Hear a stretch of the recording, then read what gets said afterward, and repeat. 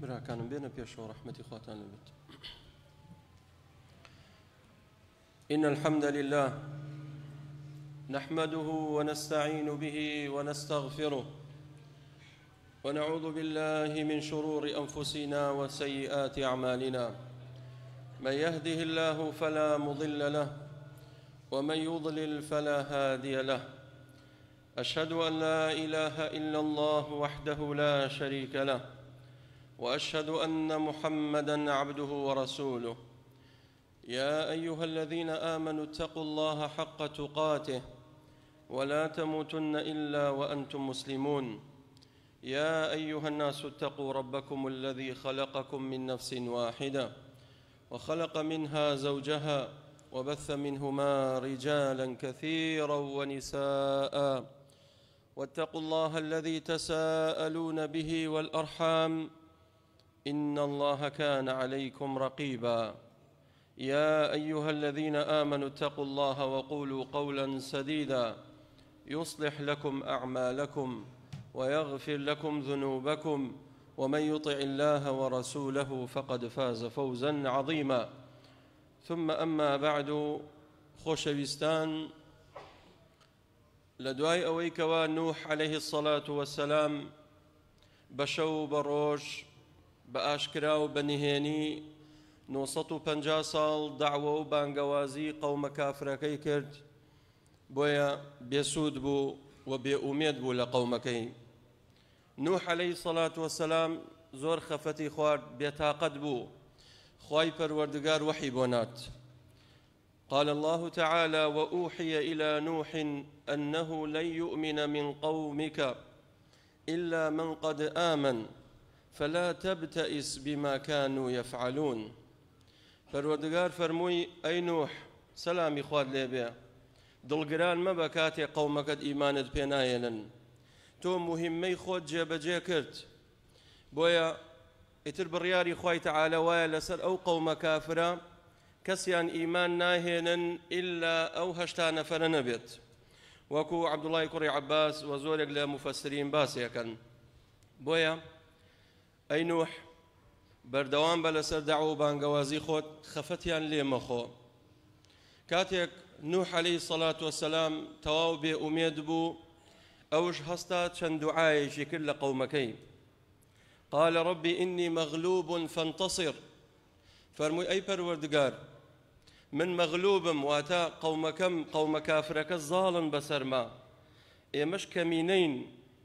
ئەی پەروەردگار، فانتصر، نصرەتی خۆت دابگرە، ئەم قەومە کافرە لە ناوبەری. فدعا ربه، ئەوجا فەرمووی: ربي لا تذر على الأرض من الكافرين ديارا إنك إن تذرهم يضل عبادك ولا يلدوا إلا فاجرا كفارا. فەرمووی: ئەی پەروەردگار، ڕەگ و ڕیشەی بێباوەڕان و کافران لەسەر ڕووی زەوی نەهێڵیت، هەمویان لە ناوبەریت، چونکە ئەگەر ئەمانە بمێننەوە لەسەر ڕووی زەوی، ئەو کاتە فەسادی بڵاوەکەنەوە. فلا يلد إلا فاجرا كفارا. ئەوەشی کە لە دایکە بێنەوەکانیانش، چونکە ئەوان وەسیەتیانە کرد بۆ مناڵەکانیان، دەستی مناڵەکانیانە گرت، جیل لە دوای جیل، نەوە لە دوای نەوە، ئەیانوت ئەم پیاوە ئیمانی پێ نەهێنن. بۆیە فلا يلد إلا فاجرا كفارا، ئەوەشی لە دایکە بێ هەمووی کافر و فاجرە. ئەی پەروەردگار، هەر هەمویان لە ناو بە. فافتح بيني وبينهم فتحا ونجني ومن معي من المؤمنين. ئەی پەروەردگار، فتحێک لە نێوان ئێمە و بێباوەڕان، واتە جیاکاری، فەرمانی خۆت، چاوەڕوانی بڕیاری تۆین بۆ ئەوی بڕیارێک بدەی چیتر سەفی بێباوەڕان و سەفی باوەڕداران جیاکەیتەوە، بەرەی حەق و بەرەی باتڵ لە یەک جیاکەرەوە. ئەی پەروەردگار، خوای پەروەردگار بڕیاریدا، فەرمانی نات بۆ نوح عەلەیهی الصەلاة وەسەلام، فەرمووی: واصنع الفلك بأعيننا ووحينا. أي نوح، ئێستا ئەوەی کە لەسەر شانی تۆیە، هەستە کەشتیەک دروستکە. نوح عەلەیهی الصەلاة وەسەلام فەرمووی: ئەی پەروەردگار، کەشتی بەچی دروست دەکرێ؟ چونکە لەوە پێش کەس کەشتی دروست نەکرد بوو سەفینە دروست کات. خوای تەعالا فەرمێ: وحملناه على ذات ألواح ودسر. پەروەردگار فەرمووی بەدار و تەختە و بزمار دروستیکە. فەرمووی بزمار هەیە بەڵام تەختە لەکوێ بێنم؟ فەرمووی بڕۆ دار بنە، هەر جارێک دارەکە گەورە بوو وشکەوە بوو بیبڕۆ ئامادەی کە بۆ ئەوەی سەفینەیە گەورە دروستکەیت. زانانی تەفسیرە فەرموون ئەم عەمەلیاتە یاخود دروستکردنی سەفینەکە کەشتێکە 100 ساڵی برد. 100 ساڵ سێ ئەم سەبڕەکە سێ ئەم تەحەمولەی نوحکە عەلەیهی سەڵات وەسەلام 950 ساڵ داوای قەومەکەیەکە، 100 ساڵش خەریکی سەفینە دروستەکە، دارە نێژێتەوە تا گەورە بێت و وشکە بێتەوە ئەی بڕێتەوە ئامادەیەکات بۆ ئەوەی هێواش هێواش کەشتێکە و سەفینەکە دروستکات. دروستی کرد. کاتێ دروستی کرد 3 قات بوو. مفەسرینە فەرموون 3 نهۆم بوو. نهۆمی یەکەم بۆ حەیواناتە ئاژەڵەکان دەرگایەکی هەبوو. نهۆمی دووەم بۆ باڵندەکانە بۆ تەیروتور ئەوش دەرگای خۆی هەبوو. نهۆمی سێیەم سەقفی هەبوو بۆ ئەوەی ئاو نەیاتە ژوورەوە بۆ نوح عەلەیهی سەڵات وەسەلام بۆ شوێن کەوتوان لەو مرۆڤانی کەوا لەوێ سەرەکەون لەگەڵیان. نوح عەلەیهی سەڵات وەسەلام کاتێک ئیشی نەجاڕیە کرد و وەسەفینەکەی دروست کرد، خوای تەعالا فەرمێ وەیەصنع الفلك وكلما مر عليه ملأ من قومه سخروا منه. ئەو قەومە کافرە پیسا کاتێک نوحیان بینی خەریکی ئەوەیە کەوا سەفینەیەک دروست دەکات گاڵتەیان پێ کرد. ئەیانوت ها نوح هەتا دوێنێ دوود من ڕەسوولی خوام، ئەمڕۆ پیشەکەت گۆڕی بووی بە نەجار دەستیانەکرد بە پێخەنین. ئەو جایانوت ئێمە ئەماوت تۆ تێک چوویتە و شێت بوویتە، سەفینە و کەشتی دەبێت لە قەراغی ئاوا دروست بکرێ. ئەم سەفینەیە لەم دۆڵە لەم وشکانیە تۆ دروستیەکەی عەقڵت لەکوێیە؟ بەڕاستی تۆ خەڕەفاوی تۆ تێک چووی. بۆیە ئەلەوێ گاڵتەیان پێ کرد. نوح عەلەیهی الصەلاة وەسەلام وەڵامی دایەوە قال إن تسخروا منا فإنا نسخر منكم كما تسخرون فسوف تعلمون من يأتيه عذاب يخزيه ويحل عليه عذاب مقيم. وتی ئەمڕۆ ئێوە گاڵتە بە ئێماکەن، ڕۆژێک دێ لە ئایندەیەکی نزیک ئێمە گاڵتە بە ئێواکەین. فاليوم الذين آمنوا من الكفار يضحكون على الأرائك ينظرون هل ثوب الكفار ما كانوا يعملون. بۆیە نوح عەلەیهی سەڵات وەسەلام کەشتێکەی دروست کرد. ئەوجا فەرمووی ئەی پەروەردگار چۆن بزانم سزای تۆ کاتەکەی کێیە و لە چی شوێنێکە بۆ ئەوەی ئاگادار بم کاتێک سەر زەوی هەمووی نوقمە بێ و غەرقە بێت بۆ ئەوەی خۆمی بۆ ئامادەکەم. چونکە خوای تەعالا فەرمووی قل نحمل فيها من كل زوجين اثنين وأهلك. لە تەیروتور لە حەیوانات ئەرزاق لەگەڵ خۆت بەرە چونکە ئەو سەفینەیە لە ناو ئاو 6 مانگ ئەمێنێتەوە. نوح عەلەیهی الصەلاة وەسەلام بەم شێوەیە خوای پەروەردگار فەرمووی واصنع الفلك بأمرنا ووحينا ولا تخاطبني في الذين ظلموا إنهم مغرقون. پەروەردگار فەرمووی سەفینەکە دروستکە و پرسیارش لەو کەسانە مەکە کەوا زاڵم و ستەمکارن، چونکە ئەمڕۆ خوای پەروەردگار تووڕە بۆ دەبێت هەمویان بفەوتێنێ و هەمویان غەرق بن و کۆتاییان پێبێت. بۆیە خوای تەعالا فەرمێ حتى إذا فار التنور. خوای پەروەردگار فەرمووی علامەتەکە و نیشانەکەی ئەوەیە لە ماڵەکەی خۆت لە ناو تەنووری ماڵی خۆت ئاو هەڵەقوڵێت کە زەوی ناو تەنوورەکە تەقی ئاو هاتەبان لە جیاتی ئاگر ئاو هاتە دەرەوە، ئەوە بزانە سزای خوای پەروەردگار بیدایی تەوقیتەکەیەتی سەر زەوی هەمووی نوقمە بێت. هەتاکو ڕۆژێک خێزانی نوح خەریکی نانکردن بوو، لە ناکاوێکە ئاگرەکە کوژایەوە و ئاو هاتەبان. هات بۆ لای نوح سەلامی خوا لە نوح بێ، فەرمووی ئاگر نەما ئاو هاتە سەرەوە. خێزانەکەشی کافیڕەیە وتی تەواو ئەمڕۆ کۆتایی هاتووە. بۆیە خوای پەروەردگار ئیلهامی خستە دڵی هەموو حەیوانات و تەیرێک و باڵندەیەک هەموویان لە دەور و پشتی سەفینەکە خڕبوونەوە بۆ ئەوەی سەرکەون. خوای تەعالا فەرمووی کاتێک تەنوورەکە نیشانەکەیت بینی ئاو تەقی لە زەوی قل نحمل فيها من كل زوجين اثنين وأهلك إلا من سبق عليه القول ومن آمن وما آمن معه إلا قليل. فرموي لهمو نيروميك سركوين با سركوت هميان سركوتن إيمان داران سركوتن إلا من سبق عليه القول خيزانكي سرنكوت چونك كافر بو واروها كركشي كناوي يامبو هندي لزاناني تفسير فرمون ناوي كنعان بو كركشي سرنكوت أوج بكافري سرينايا وكوتاي هات. نوح عليه الصلاة والسلام لقل إيمان داران سركوتن خواي پروردگار فرمي برون بكون بري ألوي خواي تعالى فرمي وفتحنا أبواب السماء بماء منهمر وفجرنا الأرض عيونا فالتقى الماء على أمر قد قدر وحملناه على ذات ألواح ودسر. ألوي پروردگار درگاكاني آسماني هموي كردوا چونك آسمان هموي درگايا. خواي تعالى فرمي وفتحت السماء فكانت أبوابا وفتحت السماء فكانت أبوابا. بوي أو باران بليزميك ودابزي لناو هوركان دانبزي بلكو لدرگاكاني آسمان كرايوا بو أوي زور ببقوتي زور بارانشي بليشاو بليزم دابزيت بو أو قومها موي لناوشت. أما آسمان چل شو باراني آسمان بردواما أو جا خواي تعالى زويشي تقان وفجرنا الأرض عيونا نك كانيا وكان بتقيني بلكو همو سرزوي بو بكانياو كانياو يعني سرزوي همو تقي أو هاتا سروا دقة بدقة لحظة بلحظة أو برز بيتو.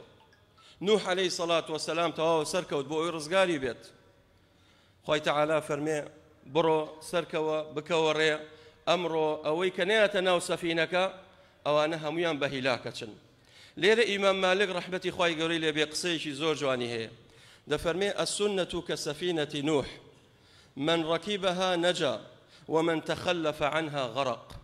دفرمي سنة رسول الله عليه الصلاة والسلام وكو كشتيكي نوح وايا هر كسي لسر سنة رسول الله برو عليه الصلاة والسلام رزقاري بيت أو بو بهش تروات وهر كسيكش تخلف بشكا لسنة رسول الله عليه الصلاة والسلام أو غرق أو بهلاكة شت أو أفوتيه أو كوتاي بيديت داوا كم نخواي پروردگار بنا وجوانا كان صفات بزكاني رحمة لك وأخيرهم ولايك ما خيرك ادعوا الله وأنتم موقنون بالإجابة.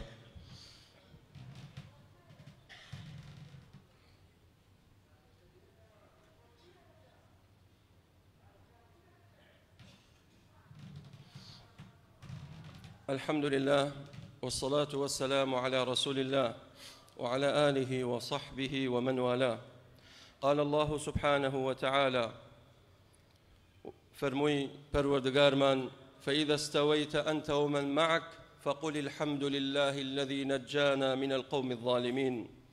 أي نوح سلامي خوار ليبي كاتي سواري كشتيك بوي حمد سپاسي خواي پروردگارك بلي أمرو پروردگارم ئێمەی نەخستە قەومی زاڵمان و ستەمکاران ئێمەی ڕزگار کرد وەکو ئەوان غەرق نەبووین. بۆیە پەروەردگار فەرمووی کاتێک سەرەکەون بڵێن بسم الله مەجرێها ومرساها بەناوی خوا سەرکەون بڵێن بسم الله.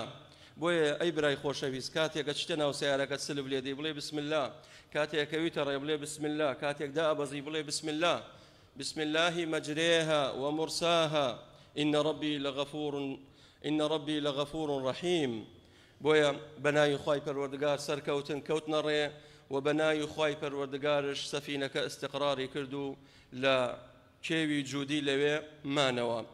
بويا بمشي ويبرا كانم نوح عليه الصلاة والسلام لناو كشتيكي أبو تشلشو باران بردوان بو وتشلشو زوي أتقيو أو أها أتسروا هتاكو باراني آسمانو وآوي آسمان وآوي زوي هموي قيش بيك بس سفينة كي نوح سر زوي هر هموي غرق بو سر زوي هر هموي غرق بو خواهي قولة توربو لبرشي توربو أو خلق الزناية كرت أو خلق بياو كوش بون أو خلق برتي الخور بون أو خلق مشرك وكافر بون أو خلق خليشي بتبرسي بو بويا قولة ترين تاوان لا يخواهي پروردگار بريتيا لا قبر پەرستی و شەخص پەرستی و بت پەرستی براکارم زۆر خەتەرە بۆیە خوای تەعالە بڕیاریدا هەموو سەرزەوی غەرقا و کۆتاییان پێبێت ئەلەوێدا نوح عەلەیهی سەڵات وەسەلام کاتێ بەردەوام بوو ئەویست بزانێت چۆن ئەم ئاوە کەی دابەزێت هەستا یەکێک لە کۆترەکان هاوردی ناردی وتی با بڕوات بزانم ئەم کۆترە بڕوات دوایی دێتەوە فەحسێکەین چۆن فەحسێکات فەرمووی ئەگەر پای بە قوڕەوە بوو ئەزانین ئاوەکە دابەزیە کۆترێکی نارد ماوەیەکی پێچوو هاتەوە سەیری کرد کۆترەکە پایتەڕ نەبووە وتی کەواتە هێشتا ئاوەکان لەسەر چیاکانن هێشتا ئاوەکان لەسەر چیاکانن ماوەیەکی پێچوو دیسان کۆترەکەی ناردەوە گڵایەکی زەیتونی بەقەت پایەوە بوو هاتەوە وتی کەواتە ئاوەکە دابەزیێتە ئاستی دارەکان هێشتا ماوە دانابەزین ئەو جا مودەیەکی تر کۆترەکەی ناردەوە هاتەوە سێری کرد قاچی کۆترەکە بە قوڕەوەیە ئەو جازانی کە ئاوەکە دابەزیە و دابەزین لێرە زانانی تەفسیرە فەرمونون و لە فەرمودەی صحیح هاتووە دەفەرمێ کاتێک نوح عليه الصلاة والسلام خوای تعالى فرمي وهي تجري بهم في موج كالجبال ونادى نوح ابنه وهو في معزل قال يا بني اركب معنا ولا تكن مع الكافرين قال سآوي إلى جبل يعصمني من الماء قال لا عاصم اليوم من أمر الله إلا من رحم وحال بينهما الموج فكان من المغرقين پروردگار باسی ئەو مەشهەدەمان بووەکە لە بین کوڕ و باوکێک نوح عەلەیهی سەڵات وەسەلام لەگەڵ یامی کوڕی کە کافرە سۆزی باوکایەتی عەطفی باوکایەتی بۆ ئەو مناڵە بانگ مناڵەکەیەکە دەڵێ ئەی کوڕەکەم وەرە لەگەڵمان سەرکەوە وهي تجري بهم في موج كالجبال كاتێک ئەو مەوجە ئەو ئاوە شەپۆلێدا وەکو شاخ ئەیدا بەسەریانە سەیتوڕەبوونی خوای تەعالاکە بانگی کوڕەکەی کرد ئەی کوڕەکەم وەرە لەگەڵمان سەرکەوە بۆ ئەوی ڕزگارت بێ وتی سەئاوی إلى جبل وتی ئەچمە سەر لوتکەی شاخێک بۆ ئەوی ڕزگارم بێ قال لا عاصم اليوم من أمر الله إلا من رحم ئەمڕۆ کەس ڕزگاری نابێت ئەوەی لە دەرەوەی سەفینەکە بێ هەمووی ئەفەوتێ و تیاچێت ئەی کوڕی خۆم ڕجات لێکەم وەرە سەرکەوە سەر نەکەوت فحال بينهما الموج فكان من المغرقين زانانی تەفسیرە فەرموون ئەگەر خوای پەروەردگار ڕەحمی بە کەسێک بکردایە ڕەحمی بەو دایکا کردکەوە کاتێک مناڵەکەی لە باوش بوو کە لە قەومە کافرەکە بوو کاتێک بینی ئاو هاتە ژوورەوە بەناو خانۆکەیان و ماڵیان و بازار هەمووی ڕای کرد چوونە سەر لوتکەی شاخێک ئەم دایکە چووە سەر لوتکەی شاخێک مناڵێکی پێیە ئاوەکە هێواش هێواش وا بەرزە بێتەوە تەواو هەتا خۆی غەرق بوو مناڵەکەی ئاوا بەرز کردەوە بەس بۆی مناڵەکەی نەفەوتێت تەواو مناڵەکەشی نقم بوو هەمویان کۆتاییان هات پێغەمبەری خوا صلی الله علیه وسلم فەرمێ ئەگەر خوای پەروەردگار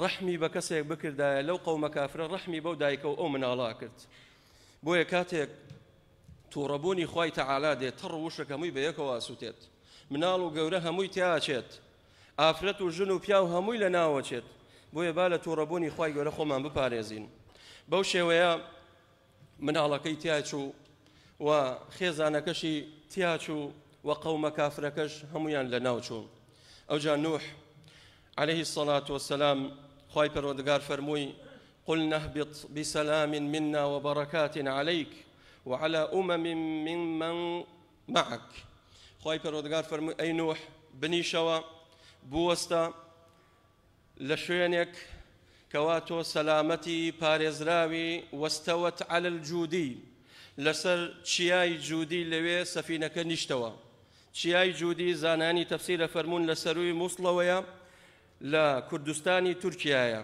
ئەو شوێنە شوێنێکی مبارەکە بە پیت و بەڕەکەتە چونکە نوح عەلەیهی سەڵات وەسەلام خوای تەعالا کاتێ باسی قسەکەمان بۆکە دوعایەکی کرد فەرمووی ئەی پەروەردگار کاتێک من ئەنیشمەوە ئەوەستم لە شوێنێک با بوەستێت کە بە پیت و بەرەکەت بێ ئەو زەویە وقال ربي پەروەردگار فەرمووی وقل ربي أنزلني منزلا مباركا وأنت خير المنزلين بۆیە لەوێ نیشتەوە نوح عەلەیهی سەڵات وەسەلام ئەوجا ئەو خەڵکە هەمووی دابەزین و حەیواناتش هەمووی دابەزینە خوارەوە لە دوای ئەم حەدەسە نوح عەلەیهی سەڵات وەسەلام 350 ساڵ ژیانی بردەسەر کە تەمەنی نوح هەمووی 1700 ساڵە نزیکەی سەلامی خوا لە نوح بێت. لە پاشاندا لەسرە مەرگە جوبرائیل سەلامی خوای لێبێت هات بۆ لای فەرمووی ئەی نوح ئەو هەموو تەمەنت کرد 1700 ساڵ ژیانی دنیا چۆن بینی؟ فەرمووی وەڵڵاهی ژیانی دنیا لای من وەکو خانوویەک وایە دوو دەرگای هەبێت، لەم دەرگایە هات مەژوورە و لە دەرگایەتە دەرچووم. 1700 ساڵ تەمەنی هەبوو، ئەو جا ژیانی دنیا لای ئاوها بوو. ئەی ئێمە من و تو ئەعمار و تەمەنی ئومەتی محەممەد صلی الله عليه وسلم لە نێوان 67ە کەم هەیە لەوە زیاتر تێپەڕ بێت. بۆیە ئینسان دەبێت بە خۆیان بچێتەوە بەڕاستی تەمەنەکەی و کاتەکەی بە فیڕۆ نەدات. نوح عليه الصلاة والسلام لە شام وفاتی کرد و لەوێ ناشتیان. ئەوجا نوح عليه الصلاة والسلام زانانە فەرمونون ئادەمی دووەمە، چونکە خوای تەعالا فەرمێ وجعلنا ذريته هم الباقين. ئیتر لە دوای ئەوە بەشەریەت ئینقیرازی کرد، ئەو 80 نەفەرە مایەوە، ئەوجا نەسل بۆ جاری دووەم دیسان انتشاری کرد. لە کێ؟ لە سێ کوڕی نوح عليه الصلاة والسلام، سام و حام و یافث. سام و حام و یافث ئەوانەی تر هەمویان نەزۆک بوون، بۆ ئەوەی هەچی ڕەچەڵەک و نەسل و ذوریەت هەیە لەو سێ کوڕەی نوح بێ سەلامی خوای لێبێت. بۆیە زانانی تەفسیرە فەرمونون سام کەسێکی ئەسمەر بوو، بۆیە زانایانە فەرمونون ئەبینیت خەڵکێکەیە کە ئەمڕۆ ئەسمەرە هەمویان ئەگەڕێنەوە بۆ سام. وهروەها حامش ڕەشپێست بوو، ئەوەی کەوا ئەمڕۆ ڕەشپێستە سوودانە، جنوبی ئەفریقیایە و جنوبی ئەمریکاشە، ئەمانش لە نەسل و ڕەچەڵەکی حام بوو. یافثش سوورسپی و جوان بوو، یەئجوج و مەئجوج و یابان و تورکیا و سین، ئەمانە هەمویان و لەگەڵ ئەوروپاش هەمویان ئەگەڕێنەوە بۆ نەسلی یافث. داواکەم لە خوای پەروەردگار بەنەوە جوانەکانی و صفاتە بەرزەکانی یا ڕەبی خوایە ڕەحممان لێکەیت، یا ڕەبی خوایە بەختەوەری دنیا و قیامەتمان کەی، یا ڕەبی خوایە لێتە پاڕینەوە بەناوە جوانەکانت و صفاتە بەرزەکانت. یا ئەڵڵاه یا ئەڵڵاه ڕەحممان پێ بکەی، یا ڕەبی خوایە بەکردەوەی خۆمان نەیکەی بە ڕەحمی خۆت یا ڕەب العالەمین. یا ڕەبی خوایە چەند نەخۆشیەکەن داوای دوعای خێرەکەن، برایەکی مسلمان عملیاتی کردو عملیاتی فقرات داوای دوعای خێرەکە، یا ڕەبی خوایە شفای دەی باری سوکەی یا ڕەب العالەمین. یا ڕەبی خوایە لێتە پاڕینەوە بەناوە جوانەکانت و بە صیفاتە بەرزەکانت. یا ڕەبی خوایە بەڕەکاتی خۆت دابەگری بەسەر ئەهلی ئەم گەڕەکە، بەسەر دانیشتوان، بەسەر نوێژخوێنان یا ڕەب العالەمین. یا ڕەبی خوایە لە هەموو دەرد و بەڵایەکمان پارێزی، ملەتمان سەلامەت کە یا ڕەب العالەمین. ئاخر تێبینی براکانم لە چەند ڕۆژی ئایندا تەبلیغمان بۆ هاتووە لە ئەوقافی بەغاوە، لە چەند ڕۆژی ئایندا والله ئەعلەم 21 کە ئیحسا ئەکرێ و سەرژمێری ئەکرێت. ئەوەی کەوا داوایە لە ئێوە کردووە ئەوانەی کە دێن ئەو موظەفانە ڕێزیان لێ بگرن، پرسیارتان لێکەن، وەڵامیان دەنەوە. هەر بە 5 دقە ئینشاءڵڵا ئەتوانن بەڕێیان خەن، پرسیاری ناوتانەکەن، لە چۆن نیشتەجێن، کارتی زانیاریتان، ناوەکان، جنسیەکان، هەموو ئەمانە بنە بن دەستیانە و هاوکار بن لەگەڵیانە. و ئەوانەشی کە لە دەرەوەی کەرکووکن مەرج نییە خانوویان هەبێ ئیلا لێرە بن، ئەتوانێت لە ماڵێک خزمی هەیە، دۆستی هەیە، ناسیاری هەیە، ئەتوانێت بێ لێوە بمێنێتەوە. 19 مانگکە مەنەعتە جەولەکات لە 20 مانگەکە سەرژمێرێکە، ئەتوانێت بێ لە ما خزمەکانی بمێنێتەوە، هەتاکو 5 ماڵ ئەتوانێت لە ماڵێ بێت. بۆ ئینشاءڵڵا هەوڵدەن هاوکاریان بن و بەشداری بکەن لەو ئیحسایە.